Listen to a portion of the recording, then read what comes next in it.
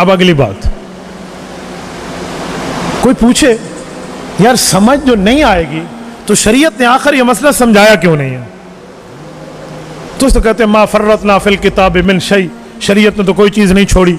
تو پھر شریعت نے یہ کیوں چھوڑا ہے کہ سمجھ نہیں آئے گی؟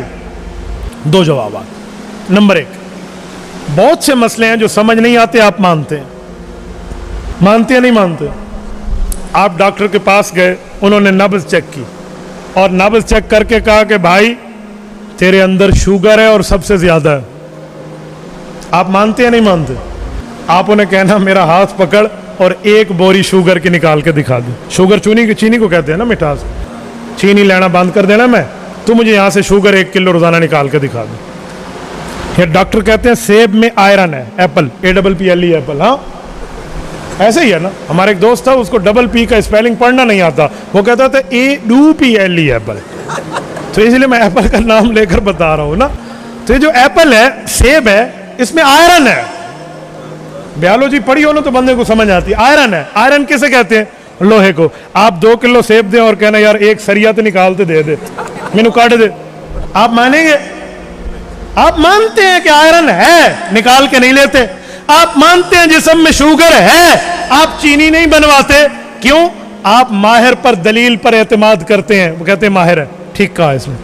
تو بھائی اللہ نے فرما دیا وَلَٰكِن لَا تَشْعُرُونَ, تمہیں سمجھ نہیں آتی, آپ کو اللہ پر اعتماد نہیں ہے. یہ تو الزامی جواب ہے. اب میں تحقیقی جواب دینے لگا ہوں. قبر کی جو زندگی ہے نا, اس کو چھپایا گیا. حدیث پاک میں ہے, اللہ کے رسول نے فرمایا اگر میں اللہ سے دعا کروں کہ تمہیں موت کے بعد والے حالات دکھا دینا تو تم اپنے مردے دفن کرنا چھوڑ دو. مسلم میں ہے یا نہیں؟ تو اگر وہاں کے حالات ہمارے اوپر منکشف ہو جائیں تو ایمان بالغیب ختم ہو جائے گا. اسی وجہ سے کبھی کبھار کسی پر کشف کرامت میں ظاہر ہو جائے تو وہ کوئی جو ہے نا لازمی بات نہیں ہے, لیکن عام طور پہ چیزیں چھپی ہوئی ہیں, اس لیے نہیں بتایا جائے.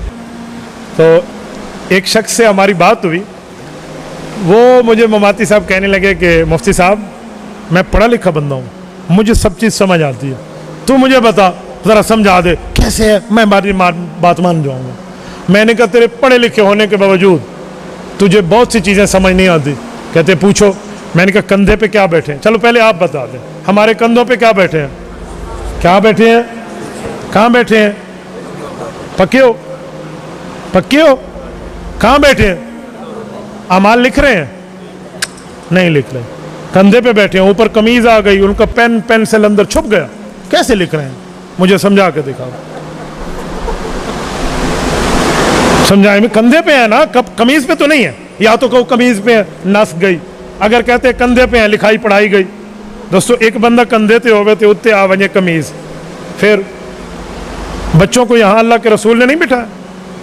حضرت امامہ رضی اللہ عنہ حضور پاک علیہ السلام کی نواسی, حضرت امامہ بیٹھی ہیں, حضرت حسنین بیٹھے ہیں, نعم الراکبان حضرت عمر فاروق رضی اللہ کی حدیث موجود ہے. تو جب بچے کو باپ اپنے کندھے پہ بٹھا لیتے ہیں تو فرشتہ کہاں جاتا ہے؟ بتا. اگر تو کہتے ہیں اتر کے کمر پہ آ جاتے ہیں تو کندھے والی حدیث گئی, پھر کمر علی لایا. اچھا اگلی بات, آپ جب غسل کرتے ہیں شاور کے نیچے اوپر سے پانی آ رہا ہوتا ہے, فرشتہ کہاں جاتا ہے؟ یا تو کہو فرشتہ سج جاندہ ہے, انہوں پانی پہ جاندہ ہے, گیلا ہو جاتا ہے. آپ کہیں گے پس ویندہ بیچارہ اتنے پانی آ ویندہ, کہاں جاتے ہیں؟ اچھا چلو, ایک بندے نے کہا غسل خانے میں فرشتے باہر ٹھہر جاتے ہیں. میں نے کہا میں مان گیا. دریا میں جب تیراکی کرتے ہیں پھر کہاں جاتے ہیں؟ چل رہا ہے, سارے کو الٹرنیٹ موجود ہے. دریا میں جب تیراکی ہوتی ہے, سوئمنگ پول میں ہوتی ہے, نہر میں ہوتی ہے. آپ کے یہاں ہم گزرے, مولانا نے کہا بہت بڑی نہر ہے, راوی سے آ رہی ہے. میں نے کہا راوی تو سکا ہوا ہے, تو کہتے ہیں نہر بڑی ہے. اچھا راوی جا رہی ہے, ٹھیک ہے. تو بہرحال یہ نہر میں جب بندہ نہاتا ہے تب تو فرشتے باہر نہیں ٹھہرتے نا, واش روم میں باہر آ جاتے ہیں. تو نہر کا نہانا, سوئمنگ پول کا نہانا, دریاؤں سمندر کا نہانا, پھر فرشتے کہاں جاتے؟ اچھا چھڑ یار, اور گل کر دیں. الٹا لٹکا کر پولیس والے تفتیش کرتے ہیں, اللہ محفوظ فرمائے. جدو الٹا لٹکا لیندن پولیس والے, فرشتے بھی لٹکے ہوئے ہوندے نے, مینوں سمجھا دے.